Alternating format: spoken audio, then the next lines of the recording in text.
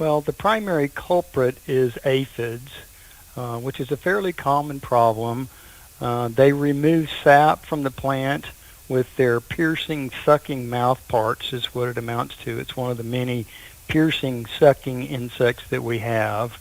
And their excrement, once they produce and digest the sap, their excrement is what's known as honeydew, and it is that sticky substance that causes leaves to look shiny, and also what you're finding on your cars, your patios, and everything underneath the tree, unfortunately. Well, how do you keep them from doing this to your trees, and what happens if they're already there?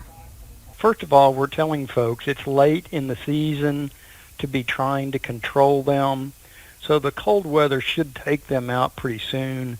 So it's kind of late to try to control them. However, we do have restaurants, for instance, that have the problem over their tables that are outside. So there's a more pressing need for people to try to control them. The best organic method to begin with is a long-term method used by a lot of gardeners, and that is a strong stream of water sprayed on the foliage can dislodge them, cause them to fall to the ground, and that alone can help prevent the problem.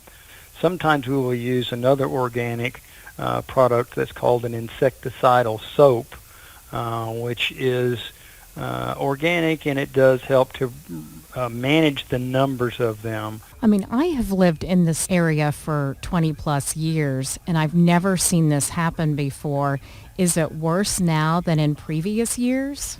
Oh, it is, and you have to consider that the winter before last, we had extremely cold weather, which greatly reduced the viability of their eggs. So we really didn't have much of a problem with the aphids last year. This year, the hot weather came early in April and May, and we haven't really had much cold weather going into the fall months, which means that it's a much longer time for a growing season for them to produce multiple generations of the aphids, which really help them to grow to population numbers that we don't typically see. What is your best advice for getting that sticky mist off your cars, your patios, just off anything? It's really gross.